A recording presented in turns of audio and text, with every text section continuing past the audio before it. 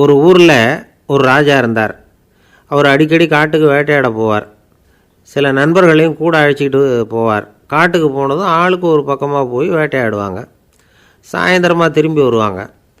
மறுநாள் அரண்மனையில் உட்காந்து ஒவ்வொருத்தரும் அவங்க அனுபவங்களை எல்லாம் சொல்லிக்குவாங்க. அவங்க வீரத்துக்கு தகுந்த மாதிரி பரிசை அந்த ராஜா கொடுப்பார். இது மாதிரி ஒரு தடவை எல்லாரும் வேட்டைக்கு போயிட்டு திரும்பி வந்ததும் உட்காந்து பேச ஆரம்பிச்சிருக்கிறாங்க. ஒருத்தன் சொன்னான், தன்னுடைய வீர தீர செயலை பற்றி அளக்க ஆரம்பிச்சிட்டான். ஏன்னா அதுக்கு பரிசு கிடைக்க போகுதில்ல, அதனால். அவன் என்ன சொன்னான் தெரியுமா? அரசே, நேற்றுக்கு காட்டில் என்னாச்சு தெரியுமா? எனக்கு நேராக ஒரு சிங்கம் வாயை திறந்துக்கிட்டு வந்துட்டுது. நான் பயப்படவே இல்லை. உடனே ஒரு கல்லை எடுத்து குறி பார்த்து வீசினேன். சிங்கத்து வாய்க்குள்ளே போய் அந்த கல் மாட்டிக்கிட்டுது. அவ்வளவுதான். அந்த சிங்கம் என்னை பார்த்துட்டு பயந்துட்டு ஒரே ஓட்டமாக திரும்பி ஓடி போயிட்டுது அப்படின்னா. ஆஹா பலே அப்படின்னு எல்லோரும் கை தட்டினாங்க.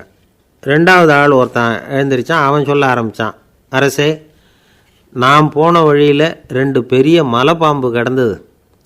என்னை முழுங்கிறதுக்கு வந்தது. நான் என்ன பண்ணேன் தெரியுமா? அந்த 2 பாம்போட வாலையும் ஒன்றா சேர்த்து முடிச்சு போட்டுட்டேன். அவ்வளவுதான். அது அங்கே இழுக்க இது இங்கே இழுக்க முடிச்சு நல்லா இறுகி போட்டுது அப்படின்றான். ஆஹா அற்புதம்னு சொல்லி எல்லாரும் கை தட்டினாங்களாம். அடுத்தபடியாக 3வது ஆள் ஒருத்தன் வந்தான். அவன் சொல்ல ஆரம்பித்தான், மன்னா, நான் போன பாதையில் குறுக்க ஒரு ஆறு. அதில் இறங்கி குளித்தேன். யாரோ காலை பிடிச்சி இழுக்கிறது மாதிரி இருந்தது. திரும்பி பார்த்தா ஒரு பெரிய முதலை. நான் உடனே அப்படியே ஒரு துள்ளல் துள்ளி அது முதுகில் போய் உக்காந்துக்கிட்டேன். அதை அப்படியே கரைக்கு நீந்த வச்சேன். கரைக்கு வந்து சேர்ந்ததும் அப்படியே ஒரே துள்ளி குதித்து கரைக்கு வந்துட்டேன் அப்படின்றான். அவன் தன்னுடைய வீரத்தை அப்படி சொல்லியிருக்கான். அடடா எப்பேற்பட்ட வீரம் அப்படின்னு எல்லாரும் கை தட்டினாங்களாம். 4வது ஆள் எழுந்திரிச்சான். மன்னா, நான் போன இடத்துல ஒரு கரடி வந்து என்னை துரத்த ஆரம்பிச்சுட்டுது. நான் ஒரு மலை உச்சிக்கு வந்துட்டேன். அதுக்கப்புறம் ஒரு அடி எடுத்து வச்சாலும் அதில் பாதாளத்தில் விழ வேண்டியது தான். அந்த நேரம் பார்த்து ஒரு பெரிய ராட்சச கழுகு அந்த பக்கமாக பறந்து வந்தது. நான் உடனே அப்படியே உயர எழும்பி அந்த கழுகோட காலை பிடிச்சிக்கிட்டேன். அப்படியே தொங்கிக்கிட்டே வந்தேன். ஒரு நல்ல இடம் வந்ததும் தொப்புன்னு கீழே குதித்து நடந்து வந்துட்டேன்னா. இதுக்கும் எல்லோரும் கை தட்டுறாங்க. கடைசியாக ஒரு ஆள் எழுந்திரிச்சான். அரசே, நான் வந்து போன வழியில் ஒரு பெரிய யானை குறுக்க வந்தது. பயங்கரமாக சத்தம் போட்டுக்கிட்டே வந்தது. நான் பயந்து ஓடலை. உடனே என்ன பண்ணேன் தெரியுமா? அந்த யானையோட வாலை பிடிச்சி தூக்கினேன். தலைக்கு மேலே தூக்கி கரன்னு சுற்றினேன். வேகமாக சுற்றி வீசி எறிஞ்சேன். அவ்வளவுதான். அதே ஸ்பீடில் அந்த யானை மேலே போக ஆரம்பிச்சுட்டுது. இன்னும் கூட அது போய்கிட்டே தான் இருக்குது, கீழே விழவே இல்லைன்னா. இதை கேட்டதும் ராஜாவுக்கு கோபம் வந்துட்டுது. என்ன முட்டாள்னு நினச்சிக்கிட்டு பேசுகிறியா? யானையை வந்து நீ வாலை பிடிச்சி தூக்குன, அதை நான் நம்பணுமா அப்படின்னார். உடனே இவன் பணிவாக பதில் சொன்னான், அரசே, ஒரு சிங்கத்து வாயில் கல் மாட்டிக்கிட்டதை நம்புறீங்க, மலைப்பாம்பு வாலை பிடிச்சி முடிச்சு போட்டதை நம்புறீங்க, முதல்ல முதுகில் சவாரி பண்ணதையும் நம்புறீங்க, கழுகு காலை பிடிச்சிக்கிட்டு பறக்கிறதையும் நம்புறீங்க. அப்படி நம்புறப்போ நான் சொன்னதை மட்டும் நம்பக்கூடாதா அப்படின்னு கேட்டானான். பொய் சொன்னவங்கெல்லாம் தலையை தொங்க போட்டுக்கிட்டாங்களாம். ராஜா அவங்கள பார்த்து சொன்னாராம், நீங்கள் எல்லாரும் என்னை முட்டாளாக்கியிருக்கிறீங்க. கடைசியாக பேசின இவன் தான் எனக்கு உண்மை எது பொய் எதுங்கிறத புரிய வச்சிருக்கிறான். இவன் தான் உண்மையான தைரியசாலி அப்படின்னு சொல்லி அவனுக்கே பரிசையெல்லாம் கொடுத்து பாராட்டினாராம். இப்படி ஒரு கதை. உண்மையை நிலைநாட்டுகிறவன் தான் உண்மையான வீரன் அப்படிங்கிறத இதிலிருந்து நாம் புரிஞ்சுக்கணும். இந்த காலத்துல எல்லாம் பொய் சொன்னால் தான் பிழைக்க முடியுங்கிறது ஒரு சில பேரோட நம்பிக்கை. ஒரு அப்பாவுக்கு தன் மகனுக்கு பொய் சொல்ல தெரியலையேங்கிற கவலை. பொய் சொன்னால் தான் இந்த உலகத்தில் பிழைக்கலாம், ஆனால் இவனுக்கு அது தெரியலையே, அதனால் இவனை அழைச்சிட்டு போய் நடுக்கடலில் விட்டுட்டு வந்துடுவோம் அப்படின்னு அழைச்சிட்டு புறப்பட்டான். கடற்கரைக்கு போனான். மகனுக்கு சந்தேகம், எங்கேப்பா என்னை அழைச்சிட்டு போகிறேன்னு கேட்டிருக்கான்.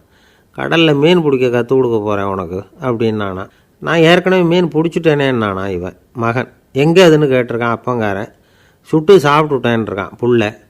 அப்பங்காரன் பார்த்தான், சரி நம்ம புள்ள பொழைச்சிக்கும் அப்படின்னு சொல்லி திருப்பி அழைச்சிட்டு வந்துட்டானான். பக்தின்னு சொல்கிறோம் இல்லையா, அது வந்து 3 வகைப்படும் அப்படிங்கிறார் ஒரு பெரியவர். அது என்ன 3 வகைன்னா, தெய்வ பக்தி, அடியார்கள் பக்தி, குரு பக்தி. அடியார் பக்தியை விட தெய்வ பக்தியை விட குரு பக்தி தான் ரொம்பவும் சிறந்ததுங்கிறார் அவர். தெய்வத்துக்கிட்ட செஞ்ச பாவம் குருநாதர்கிட்ட தீர்ந்துருமா. குருநாதர்கிட்ட செஞ்ச பாவம் தெய்வத்துக்கிட்ட போனாலும் தீராதான். இப்படி பெரியவங்கள்லாம் சொல்லி வச்சுருக்கிறாங்க.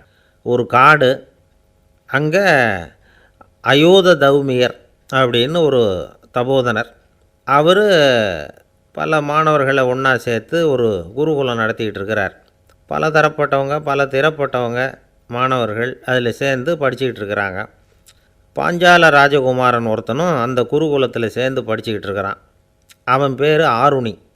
பெரிய இடத்து புள்ள, இருந்தாலும் படுப்பில் ரொம்ப கெட்டிக்காரனாக இருந்தான். அவன் தான் அங்கே முதல் மாணவன். ஒரு நாள் குருநாதர் அந்த அரசகுமாரனை கூப்பிட்டார். நம்ம குருகுலத்துக்கு சொந்தமான வயலில் தண்ணீர் பெருகி வெள்ளம் வந்து பயிரை வந்து அழிக்குதான், அதனால் நீ போய் மடையை அடைச்சிட்டு வந்துரு அப்படின்னார். அந்த அரசகுமாரன் உடனே புறப்பட்டான். குருநாதர் சொல்லிட்டார்ல, உடனே புறப்பட்டான். நான் பெரிய இடத்து பிள்ளையாச்சே, ராஜகுமாரனாச்சே, ரொம்ப செல்வாக்கோடு வளர்ந்தவனாச்சே, நான் போய் வயலில் இறங்கி வேலை செய்கிறதா அப்படின்னுலாம் அவன் நினைக்கல. குருநாதர் கட்டளையை நிறைவேற்ற வேண்டியது நம்ம கடமை அப்படின்னு நினச்சான். உடனே ஒரு மண்வெட்டியை தூக்கி தோளில் வச்சுக்கிட்டு புறப்பட்டு போயிட்டான். வயலுக்கு போனான். பார்த்தான், தண்ணி கரையை உடச்சிக்கிட்டு வயலுக்குள்ளே ஏகமாக பாஞ்சிக்கிட்டு இருக்குது. இவன் மண்வெட்டியால் களிமண்ணை புல்லோடு சேர்த்து புல் பற்ற மாதிரி வெட்டி வெட்டி போட்டான். இருந்தாலும் மடையை அடைக்க முடியல. தண்ணி அதை மீறி வந்துக்கிட்டே இருக்குது. தண்ணி வந்து வேகமாக வயலுக்குள்ளே போய்கிட்டே இருக்குது. போடுற பத்தையெல்லாம் கரைஞ்சி கரைஞ்சி போயிட்டுருக்கு. இருந்தாலும் இவன் தன்னுடைய முயற்சியை கைவிடலை. வெட்டி வெட்டி போட்டுக்கிட்டே இருக்கிறான். காலையில் அங்கே போனவன் சாயந்தரம் வரைக்கும் இப்படி செஞ்சுக்கிட்டு இருக்கிறான். உடம்பும் மனசும் ரொம்பவும் சோர்ந்து போச்சு. இருந்தாலும் குருநாதர் இட்ட கட்டளையை நிறைவேற்றாமல் இருக்கிறோமேங்கிற ஒரு குறை அவனுக்கு இருக்குது. குரு கட்டளையை நிறைவேற்றாத நான் வந்து இன்னமும் இருக்கணுமா அப்படின்னு யோசனை பண்ண ஆரம்பிச்சிட்டான். என்ன செய்யலாம்னு பார்த்தான். நம்ம குருநாதர் இட்ட பணிக்காக இந்த உடம்பையே தியாகம் பண்ணலாம் அப்படின்னு முடிவு பண்ணான். தண்ணி பாயுதில் அதுக்கு குறுக்க விழுந்து அப்படியே மடையை அடைச்சிக்கிட்டு அப்படியே படுத்துட்டான். இது மற்றவங்களுக்கு தெரியாது. அன்னைக்கு ராத்திரி ஒரு விளக்கு முன்னாடி உட்காந்து குருநாதர் பிள்ளைங்களுக்கு பாடம் சொல்லி கொடுத்துக்கிட்டு இருக்கிறார். வரிசையில் இருக்கக்கூடிய ராஜகுமாரனை காணலை. நம்ம ஆருணி எங்கே போனா அப்படின்னு சொல்லி மற்ற மாணவர்களை விசாரித்தார். இப்போ அவங்க சொன்னாங்க, சுவாமி அவன் காலையில் வயலுக்கு வந்து மடையை அடைக்கிறதுக்காக போனான், நீங்கள் தான் போக சொன்னீங்க, இன்னும் திரும்பி வரல அப்படின்னு அவர் பையன். குருநாதர் உடனே ஒரு தீவெட்டி எடுத்துக்கிட்டு மாணவர்களை அழைச்சிக்கிட்டு வயலுக்கு போனார். அங்கே போய் பார்த்தா ஆளை காணும். ஆருணி ஆருணின்னு சொல்லி சத்தம் போட்டு கூப்பிட்டு பார்க்குறார். நான் இங்கே இருக்கேன் குருநாதா அப்படின்னு காலுக்கு அடியிலேருந்து ஒரு சத்தம் வருது. குனிஞ்சு பார்த்தா அவன் மடையில் படுத்துருக்குறான். என்னப்பா இதுன்னார். காலையிலேருந்து இந்த மடையை அடைச்சி பார்த்தேன் சுவாமி, முடியல, அதனால் இப்படி குறுக்க படுத்துட்டேன். என்னை தாண்டறதுக்கு பயந்து போய் தண்ணியே தேங்கி நின்றுட்டுது அப்படின்னா. அவனுடைய குரு பக்தியையும் அவனை தாண்டறதுக்கு அஞ்சு நிற்கிற தண்ணி தேக்கத்தையும் பார்த்துட்டு எல்லாரும் ரொம்ப ஆச்சரியப்பட்டு போயிட்டாங்களாம். ஆருணி எழுந்திரிச்சு வா அப்படின்னு கூப்பிட்டாரான் குருநாதர். அவன் தண்ணீரை பொழந்துக்கிட்டு எழுந்திரிச்சு வந்தானான். அதனால் அவனுக்கு வந்து உத்தாலகன் அப்படின்னு ஒரு பேர். உத்தாலகன்னா தண்ணீரை பிளந்தவன் அர்த்தம். அந்த உத்தாலகன் மாதிரி இந்த காலத்து மாணவர்களுக்கும் குரு பக்தி வேணும் அப்படின்னு சொன்னோம் ஒரு பள்ளிக்கூடத்தில். உடனே நிறைய மாணவர்கள் எழுந்திரிச்சு நின்னாங்க. சார், நீங்கள் எங்களை வந்து இன்னமும் சரியாக புரிஞ்சுக்கலன்னு நினைக்கிறோம். அன்னைக்காவது ஒருத்தன் அப்படி இருந்தான், இன்றைக்கி ஏகப்பட்ட உத்தாலகர்கள் இருக்கிறோம். எங்கள் வாத்தியார் கட்டளை இட்டால் இப்போவே அது மாதிரி வயலுக்கு போய் மடையில் குறுக்கப்படுத்துக்கிறதுக்கு இந்த வகுப்பில் உள்ள அத்தனை பேரும் தயாராக இருக்கிறோம் அப்படின்னாங்க. அப்படியா அப்படின்னு சொல்லி கேட்டோம் ரொம்ப சந்தோஷமாக. ஒருத்தன் ரொம்ப அடக்கமாக எழுந்திரிச்சான். அப்புறம் சொன்னான், ஆமாம் சார், வகுப்பில் வந்து இவர் நடத்துகிற பாடத்தை கேட்டுக்கிட்டு இருக்கிறத விட பேசாமல் போய் மடையில் படுத்துடுறது ஒன்றும் கஷ்டமான காரியமாக இருக்காது, அதனால தான் எல்லோரும் அங்கே போகிறேன்னு சொல்கிறோம் அப்படிங்கிறான். ஒரு இலக்கிய கூட்டம் ஏற்பாடு பண்ணியிருக்கிறோம், நீங்கள் அவசியம் வந்து அதில் பேசணும் அப்படின்னு கேட்டுக்கிட்டார் ஒருத்தர். வேணாங்க, 4 பேருக்கு முன்னாடி வந்து நிற்கிறதுனா எனக்கு ரொம்ப கூச்சமாக இருக்கும் அப்படின்னாரு இவர். ஏன் சார் இன்னமும் குழந்த மாதிரி கூச்சப்படுறீங்களே அப்படின்னார் அவர். அவரை ஒரு மாதிரியாக சமாளித்து அனுப்பி வச்சுட்டு அதுக்கப்புறம் அதை பற்றி இவர் யோசித்து பார்த்துருக்கார். சில நிபுணர்கள் எழுதியிருக்கிறத படித்தும் பார்த்துருக்கிறார். மனோதத்துவ நிபுணர்கள் என்ன சொல்கிறாங்க தெரியுமா? 10லேருந்து 20% குழந்தைகள் பிறக்கிறப்பவே கூச்ச சுபாவம் கொண்டதாக தான் இருக்குதான். ஒரு தாத்தா தன்னோட பேர பிள்ளைய ஆசையாக கூப்பிடுறார் விளையாட்டு காட்ட, அதை அழுதுகிட்டு ஓடி போகுது. ஒரு அம்மா தன்னோட பிள்ளைய பள்ளிக்கூடத்தில் சேர்க்கறதுக்காக கூப்பிட்டுக்கிட்டு போகிறாங்க. அந்த பிள்ளை அம்மாவோட முந்தானையில் ஒளிஞ்சிக்கிட்டு வெளில வரமாட்டேங்குது. இவங்களெல்லாம் எப்படி சமாளிக்கிறது? குழந்தைகளோட கூச்ச சுபாவத்தை போக்குறது எப்படி இதுக்கு நிபுணர்கள் சில யோசனைகளை சொல்லியிருக்கிறாங்க. மற்றவங்களுக்கு முன்னாடி என் பையனுக்கு கூச்சம் ரொம்ப அதிகம் சார், மற்றவங்க பார்த்தா ரொம்ப வெக்கப்படுறான், இப்படி சொல்கிற அப்பாக்கள் உண்டு.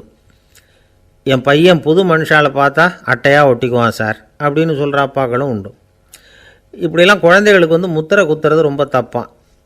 புதுசாக யாராவது வீட்டுக்கு வந்தால் குழந்தை தானாக தன்னோட கூச்சத்தையும் பயத்தையும் போக்கிக்கிட்டு சகஜமாக மாறி வர்றதுக்கு வாய்ப்பு கொடுக்கணுமா.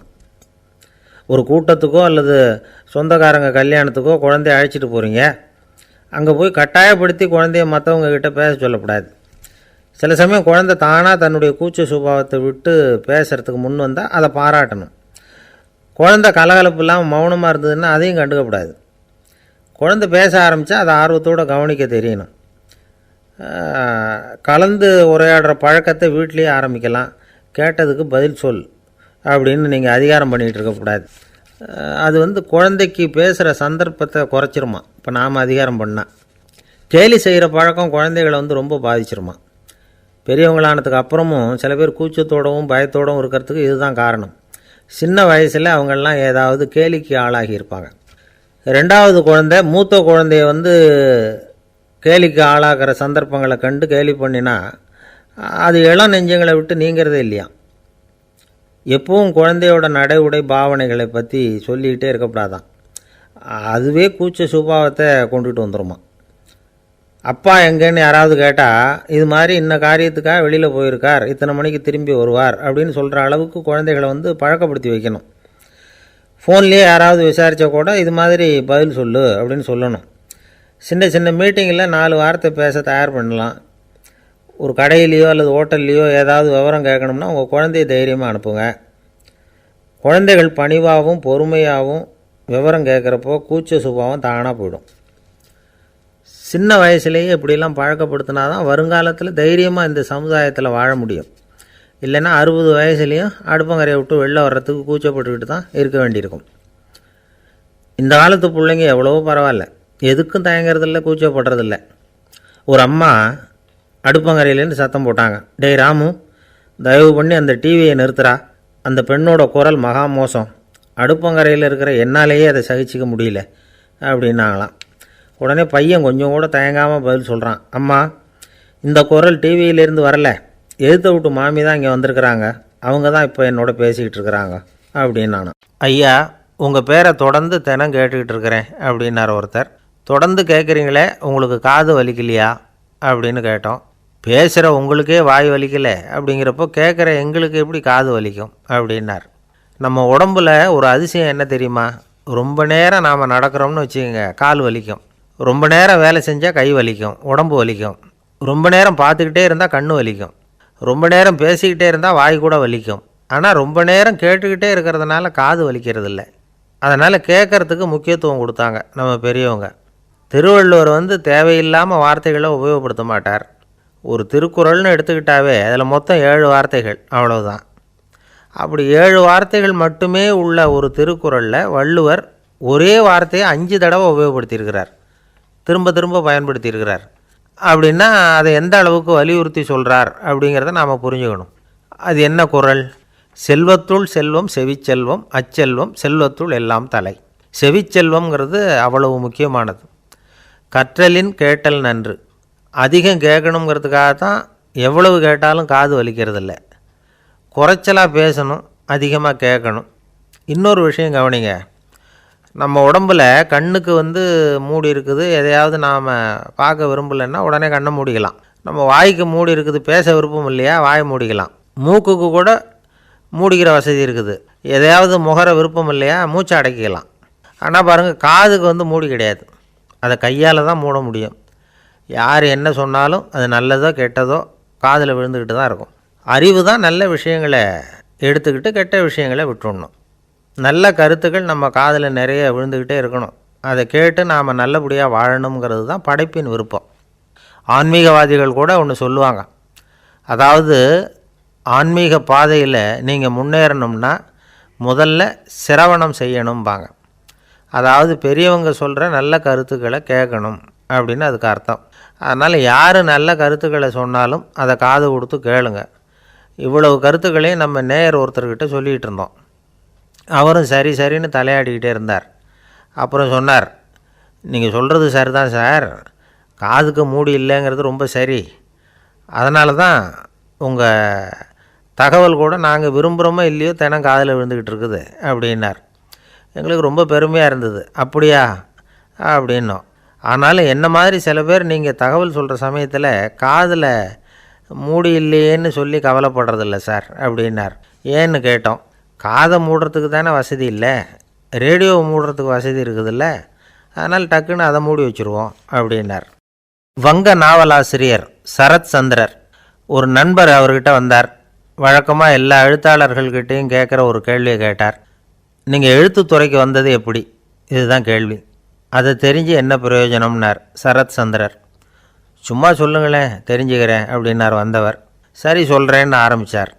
நான் ரங்கூனில் வேலை பார்த்துக்கிட்டு இருந்தேன். சம்பளம் பத்தில், வேலையும் பார்த்துக்கிட்டு ஒரு பலசரக்கு கடை வைக்கலாம்னு நினச்சேன். என்னால் மளிகை கடை வச்சு சரியாக நடத்த முடியுமாங்கிற சந்தேகம் என் மனைவிக்கு. அதை சோதனை பண்ணி பார்க்கணுங்கிறதுக்காக சில பொருள்களின் அளவு, அதோட விலை, இப்படி சிலதை சொல்லி எல்லாத்தையும் மனக்கணக்காக கூட்டி போட சொன்னாங்க. என்னால் சரியாக கூட்டி சொல்ல முடியல. உங்களால் மளிகை கடை நடத்த முடியாதுன்னு சொல்லிவிட்டாங்க. உடனே என்ன பண்ணுறது, வேறு வழி இல்லை, கதை எழுத ஆரம்பிச்சிட்டேன் அப்படின்னார். கேட்டவருக்கு சிரிப்பு வந்துட்டு தான். சரத் சந்திரர் ஒரு பக்கம் சீரியஸான நாவல்கள், சிறுகதைகள் எழுதியிருந்தாலும் அவருடைய இன்னொரு பக்கம் வேறு விதம். நண்பர்கள்கிட்ட பேசும்பொழுதும் சரி, அவர்களுக்கு கடிதங்கள் எழுதும்போதும் சரி, கேலியும் கிண்டலும் நகைச்சுவை உணர்வும் அதிகமாக இருக்கும். காந்திஜி ஒரு சமயம் கல்கத்தாவுக்கு வந்திருந்தார். தேசபக்தர்கள் பல பேர் அவர்கிட்ட பேசிக்கிட்டு இருந்தாங்க. அப்போது சரத் சந்திரரும் அங்கே இருந்தார். கிரண் சங்கர் ராய் அப்படிங்கிறவரும் அங்கே இருந்தார். அவர் சொன்னாராம், காந்திஜியோட பழகிய முதல் வங்காளி நான் தான். போயர் யுத்த காலத்தில் இவர் லண்டனுக்கு வந்திருந்தப்போ என்கிட்ட தான் வங்காள மொழி கற்றுக்கிட்டார் அப்படின்னாராம். உடனே சரத் சந்திரர் காந்திஜியை பார்த்து, இவர் உங்களுக்கு வங்காள மொழி கற்றுக் கொடுத்தது உண்மைதானா அப்படின்னாராம். ஆமான்னாராம் காந்தி. அதனால தான் உங்களால் வங்காள மொழி கற்றுக்க முடியல அப்படின்னாராம். எல்லாரும் சிரித்தாங்களாம். சரத் சந்திரர் சாம்தாபேர் அப்படிங்கிற கிராமத்தில் தங்கியிருந்தார். ஒரு இலக்கிய நிகழ்ச்சியில் கலந்துக்கிறதுக்காக. அதுக்காக ஒரு கல்கத்தாவுக்கு போக வேண்டிய சூழ்நிலை. அதுக்காக புறப்பட்டார். அந்த சமயத்தில் பின்னாடி இருந்து யாரோ அவரை கூப்பிட்டாங்க. இப்படி கூப்பிட்டவரை பார்த்து இன்னொருத்தர் யாரோ அதட்டி இருக்கிறாங்க. போகிறவரை ஏன் இப்படி கூப்பிடுறீங்க அப்படின்னு. ஏன் கூப்பிட்டா என்னன்னு கேட்டிருக்கார் சரத் சந்திரர்.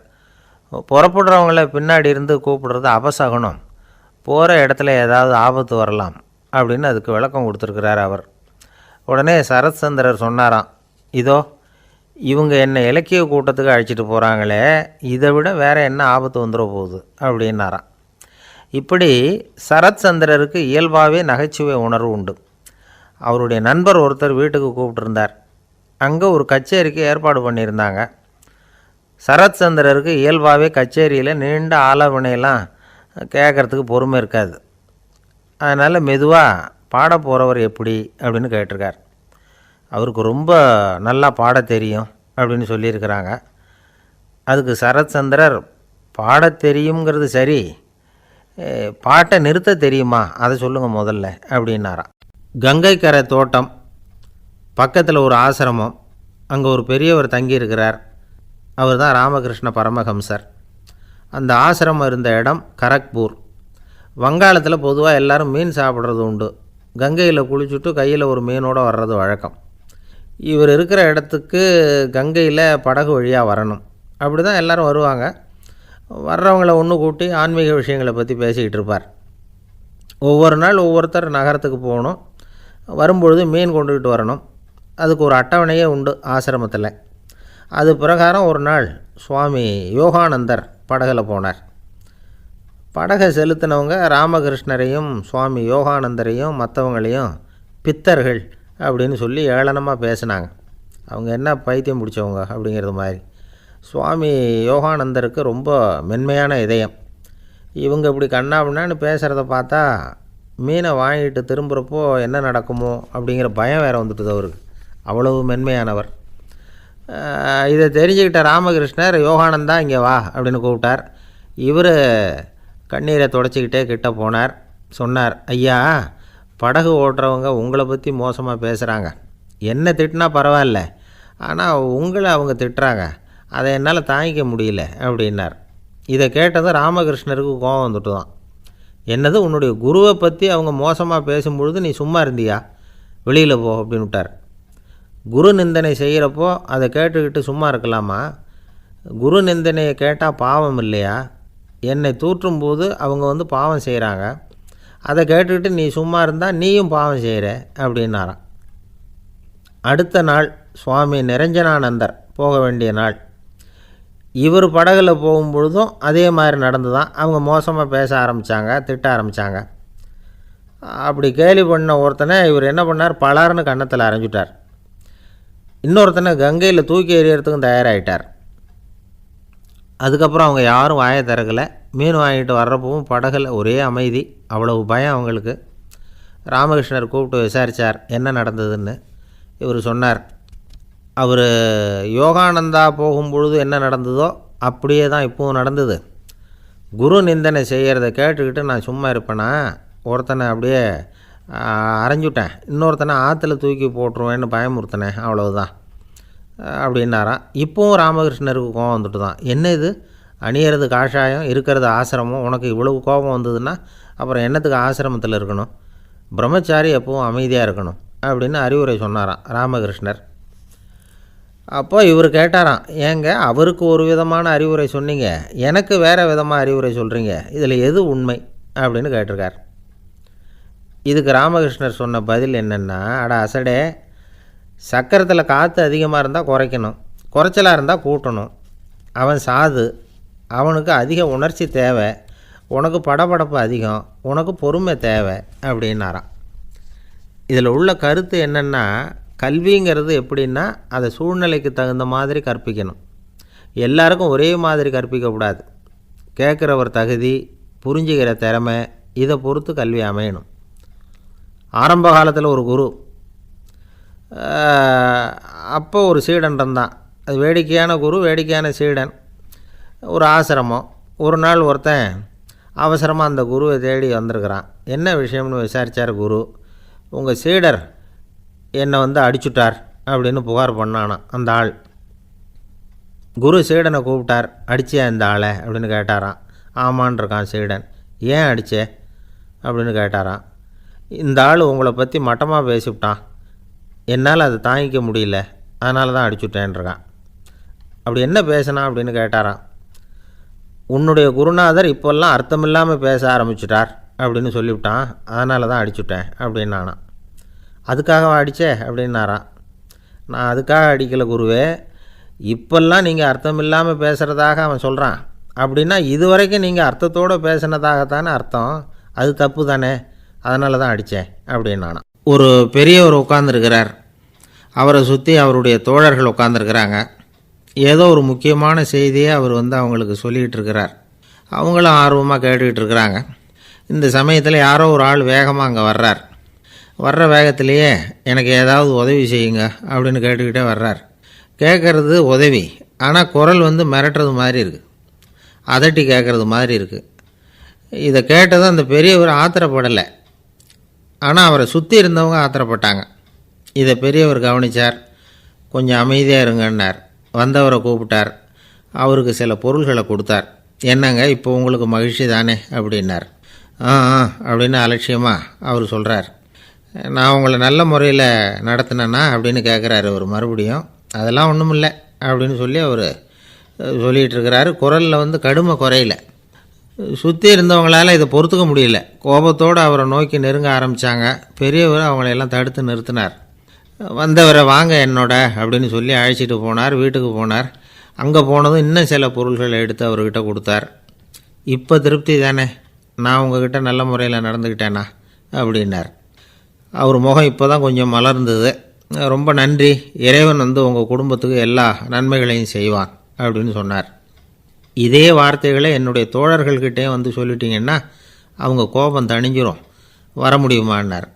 கண்டிப்பாக வர்றேன் அப்படின்னாரு. மறுநாள் காலையில் அந்த இடத்துக்கு வந்தார். அதே மாதிரி சொல்லிவிட்டு அவர் போயிட்டார். தோழர்கள்லாம் ரொம்ப வியப்போடு பெரியவரை பார்த்தாங்க. அந்த பெரியவர் தான் நபிகள் நாயகம். அவர் சொன்னார், ஒருத்தன் ரொம்ப ஆசையாக ஒரு ஒட்டகத்தை வளர்த்துக்கிட்டு வந்தான். ஒரு நாள் அந்த ஒட்டகம் வந்து கயத்தை அறுத்துக்கிட்டு ஓடி போயிட்டுது. அக்கம் பக்கத்தில் இருக்கிறவங்கெல்லாம் அந்த ஒட்டகத்தை பிடிக்கிறதுக்கு முயற்சி பண்ணாங்க. அதை துரத்திக்கிட்டு ஓடினாங்க. ஒட்டகம் வந்து தாறுமாறாக ஓட ஆரம்பிச்சிது. இந்த சமயத்தில் ஒட்டகத்தை வளர்த்தவன் அங்கே ஓடி வந்தான். நீங்கள் அதை ஒன்றும் செய்ய வேணாம், விட்டுருங்க. அதோட சுபாவம் எனக்கு நல்லா தெரியும். அதை சுலபமாக என்னோடய வழிக்கு கொண்டுகிட்டு வந்துட முடியும். நான் பார்த்துக்கிறேன், விட்டுருங்கோ அப்படின்னா. எல்லோரும் விலகி போயிட்டாங்க. இவன் என்ன செஞ்சான் தெரியுமா? கொஞ்சம் புல்லை கையில் எடுத்துக்கிட்டு அந்த ஒட்டகத்தை நெருங்கினான். அவ்வளவுதான். அது ஓடி வந்து இவன் காலடியில் உட்காந்துக்கிட்டது. செல்லமாக அதை அப்படியே தடவி கொடுத்தான். முதுகில் ஏறி உட்காந்துக்கிட்டான். அது பாட்டுக்கு சாதுவாக நடந்து போகுது. இந்த கதையை நபிகள் நாயகம் தம்முடைய தோழர்களுக்கு சொல்கிறார். ஒட்டகத்தை மட்டும் இல்லை, சில மனிதர்களையும் கூட சில விதத்தில் அணுகி தான் அவர்களை வந்து சீர்திருத்த வேண்டியிருக்குது அப்படிங்கிறத அவங்களுக்கு உணர்த்தினார். இது ஒரு அழகான உளவியல் அணுகுமுறை. சில குடும்ப தலைவர்கள் கூட இந்த ஒட்டகம் மாதிரி நடந்துக்கிறது உண்டு. அப்புறம் அடங்கி போகிறதும் உண்டு. ஒரு குடும்பத் தலைவர் காலையில் எழுந்திரிச்சதுலேருந்து சத்தம் போட்டு கத்திக்கிட்டு இருப்பார். பக்கத்தில் இருந்தவங்கெல்லாம் ஓடி போய் சமாதானம் பண்ணி பார்த்தாங்க. அவர் ஓயறது மாதிரி தெரியல. கடைசியில் அவர் மனைவி வந்தாங்க. நீங்கள் எல்லாம் விலகி போயிடுங்க, அவர் சுபாவம் எனக்கு தெரியும், நான் பார்த்துக்கிறேன் அப்படின்னாங்க. சரின்னு எல்லோரும் போயிட்டாங்க. சாயந்தரமாக வந்து பார்க்குறாங்க, அவர் சத்தம் இல்லாமல் ஒரு மூலையில் உட்காந்துருக்கிறார். ரொம்ப சாதுவா. ஆச்சரியமாக இருந்தது. என்னம்மா பண்ணீங்கன்னு கேட்டாங்க. அது ஒன்றும் இல்லைங்க, ஒரு வேளை சாப்பாட்டை நிறுத்தினேன், பட்னி போட்டேன், அவ்வளவுதான் அப்படின்னாங்க அந்த அம்மா. ஒரு ராஜா ஊரெல்லாம் சுற்றி பார்த்துட்டு வரலாம்னு ஒரு நாள் புறப்பட்டு போனார். ஒரு இடத்துல தறி நெசவு வேலை ரொம்ப மும்முரமாக நடந்துக்கிட்டு இருந்தது. ஒரு பெரியவர் தறியால் நெசவு வேலை செஞ்சுக்கிட்டு இருந்தார். பக்கத்தில் ஒரு அழகான பொண்ணு உட்காந்து நூலை சுற்றிக்கிட்டு இருக்குது. ராஜா அந்த பெரியவரை பார்த்து யார் இந்த பொண்ணுன்னு விசாரித்தார். ராஜா அப்படி கேட்டதும் அவருக்கு ரொம்ப பெருமையாக போயிட்டுது. ஏன்னா உட்காந்துருந்தது அவரோட மகள். அரசே, இது என்னுடைய மகள். இவ வேகமாக நூல் தெரிக்கக்கூடியவள். வைக்கோலை எடுத்து இவ தெரிச்சா கூட அது எல்லாம் பவுனிழையாக வெளியில் வரும் அப்படின்னு ஒரு ராசி இவளுக்கு அப்படின்னு ரொம்ப பெருமையாக ராஜா கிட்ட சொன்னார். ராஜா இதை கேட்டதும் அசந்துட்டார். அப்படியா, இவ்வளவு அழகும் சாமர்த்தியமும் உள்ள இந்த பொண்ணு என்னோட வரட்டுமே, இவளை என் மருமகளை ஆக்கிக்கிறேன் அப்படின்னார் ராஜா. அந்த பெரியவருக்கு ஒன்றும் புரியல. ஏதோ கொஞ்சம் பெருமையாக சொல்ல போக அது இப்படி ஆகிட்டுதே அப்படின்னு கவலைப்பட்டார். இருந்தாலும் ராஜா பேச்ச தட்ட முடியுமா? மகளை அனுப்பி வச்சுட்டார். ராஜா அந்த பொண்ணை அரண்மனைக்கு அழைச்சிட்டு வந்தார். அங்கே ஒரு அறையில் வச்சு பூட்டி விட்டார். அந்த ரூமு நிறைய வைக்கோலை கொண்டாந்து போட்டு அடைச்சாங்க. 3 ராட்டைகள் வேறு வச்சுருந்தாங்க. நாளைக்கு பொழுது விடியறதுக்குள்ளே நீ இந்த வைக்கோலையெல்லாம் தங்க இழைகளாக மாற்றி காட்டணும். நாளைக்கு காலம்புறம் வந்து நான் இந்த அறை கதவை திறப்பேன். உன் தகப்பன் சொன்னது மாதிரி எல்லாம் தங்கமாக மாறி இருக்கணும், இல்லைன்னா நீ உயிர் தப்ப முடியாது அப்படின்னு உத்தரவு போட்டார். பாவம் அந்த பொண்ணு என்ன பண்ணும்? பகல் பூரா அழுதுகிட்டே உட்காந்துருக்குது. ராத்திரி பூராவும் தூக்கம் வரல. மறுநாள் அதிகாலை நேரத்தில் யாரோ கதவை தட்டுற சத்தம் கேட்டுது. பயந்துக்கிட்டே கதவை திறக்கிறா. திறந்து பார்த்தா வெளியில் 3 அவலட்சணமான பெண்கள். ஒருத்திக்கு வந்து கால் அகலமாக முறை மாதிரி இருக்குது, இன்னொருத்திக்கு கட்டை விரல் கரண்டி மாதிரி பெருசாக இருக்குது, 3ஆவது பொண்ணுக்கு உதடு தடித்து ரப்பர் மாதிரி தொங்கிக்கிட்டு இருக்கு. யார் நீங்கள், உங்களுக்கு என்ன வேணும் அப்படின்னு கேட்குது இந்த பொண்ணு. நாங்கள் உங்களுக்கு உதவி செய்கிறதுக்கு தான் வந்திருக்கிறோம் அப்படின்னு சொல்லி உள்ளே வந்தாங்க. உட்காந்தாங்க. கொஞ்ச நேரத்துக்குள்ளே உள்ளே இருந்த வைக்கோலையெல்லாம் தங்க இழைகளாக மாற்றி கொடுத்துட்டு போயிட்டாங்க. காலையில் ராஜா வந்தார், பார்த்தார். ஆகா பேஷுனார். இன்னும் கொஞ்சம் வைக்கோலை கொண்டாந்து அந்த ரூமில் போட சொன்னார். இந்த வைக்கோலையும் இன்றைக்கி தங்கமாக மாற்றிவிடு, நாளைக்கு மறுநாள் உனக்கும் இளவரசனுக்கும் கல்யாணம்னு சொல்லிவிட்டார். இன்றைக்கி ராத்திரி அந்த 3 பொண்ணுங்களும் வந்தாங்க. வைக்கோலை பொண்ணு இழைகளாக மாற்றினாங்க, புறப்பட்டாங்க. இந்த பொண்ணு அவங்க காலில் விழுந்து வணங்கினா. என் உசுரை காப்பாற்றினீங்க, உங்களுக்கு நான் என்ன கைமாறு செய்ய போகிறேன் அப்படின்னா. பயப்படாத, நீ விரும்பினா எங்களுக்கு ஒரு உதவி செய்யலாம். உன்னுடைய கல்யாணத்துக்கு நாங்கள் 3 பேரும் வரோம். நீ எங்களை வந்து வரவேற்று ராஜாக்கிட்டேயும் இளவரசர்கிட்டையும் நாங்கள் வந்து உன்னோட பெரியப்பா பொண்ணுங்கன்னு சொல்லி அறிமுகப்படுத்தி வை, நாங்கள் விருந்து சாப்பிட்டுட்டு போயிடுறோம் அப்படின்னாங்க. ரொம்பவும் சந்தோஷமாக சரின்னு ஒத்துக்கிட்டா. கல்யாண நாள் வந்தது. கல்யாணம் ரொம்ப கோலாகலமாக நடந்துக்கிட்டு இருக்கு. எல்லா தேசத்து ராஜா ராணிகளும் வந்துக்கிட்டு இருக்கிறாங்க. அந்த 3 அவலட்சணமான பொண்ணுங்களும் வந்து சேர்ந்தாங்க. யார் இவங்கன்னு கேட்டார் ராஜா. என் பெரியப்பா பொண்ணுங்க அப்படின்னா அந்த பொண்ணு. காலும் உதடும் கட்டை விரலும் ஏன் இப்படி உங்களுக்கு அவலட்சணம் ஆயிட்டுது அப்படின்னு கேட்டார். அதுக்கு அந்த பொண்ணுங்க பதில் சொன்னாங்க. என்ன செய்கிறது, ஓயாமல் வைக்கோலை நூற்று ஒருத்தியோட கட்டை விரல் அப்படி கரண்டி மாதிரி ஆயிட்டுது. நாக்கில் தொட்டு தொட்டு திரிச்சதுனால ஒருத்தியோட உதடு அப்படி ஆயிட்டுது. காலால் கட்டையை அழுத்தி அழுத்தி தறி போட்டதுனால இன்னொருத்தையோட கால் அப்படி ஆயிட்டுது. உங்கள் மருமகளாக வந்திருக்கிற இந்த பொண்ணு அந்த மூணையுமே செய்ய தெரிஞ்சவ தான். என்ன ஆக போதோ இன்னும் கொஞ்ச நாளில் அப்படின்னாங்க. அவ்வளவுதான். ராஜா பயந்துட்டார். அம்மா, இன்னையிலேருந்து நீ இளவரசனின் மனைவி. நீ எப்பவும் அழகாக இருக்கணும். அதனால் நீ இனிமேல் வைக்கோலை திரிக்கவே கூடாது அப்படின்னு உத்தரவு போட்டார்.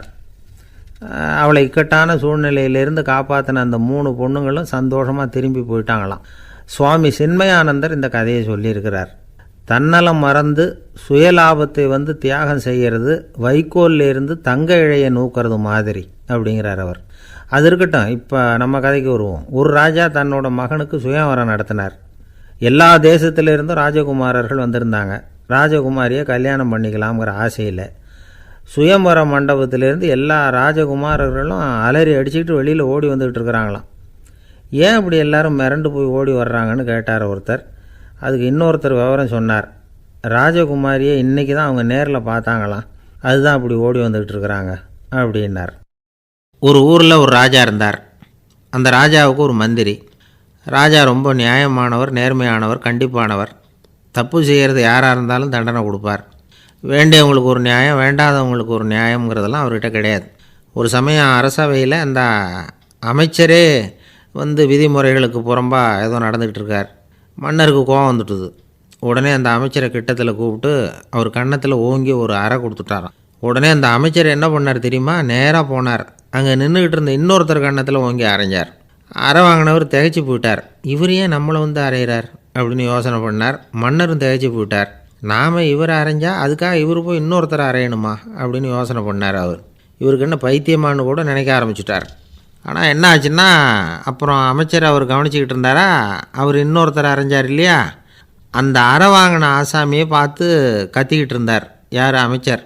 ஏன்பா என்கிட்ட அறையை வாங்கிக்கிட்டு இப்படி விவரம் இல்லாமல் நின்றுட்டு இருக்கிறிய, நான் உனக்கு கொடுத்ததை நீ வேறு யாருக்கிட்டையாவது கொடுத்துரு அப்படின்னார். உடனே அந்த ஆள் பார்த்தான். தனக்கு அடுத்தபடியாக நின்றுக்கிட்டு இருந்தவனை ஓங்கி ஒரு அறை அரைஞ்சான். அவன் கன்னத்தை தடவிட்டே யோசனை பண்ணான். இது ஏதோ புரிஞ்சுக்கிட்ட மாதிரி அடுத்தாப்பில் நின்றுக்கிட்டு இருந்தவனை அரைஞ்சான். இப்படி இந்த அறை மாறி மாறி போய்கிட்டே இருக்குது. ஊர் பூரா பிரயாணம் பண்ண ஆரம்பிச்சுட்டுது.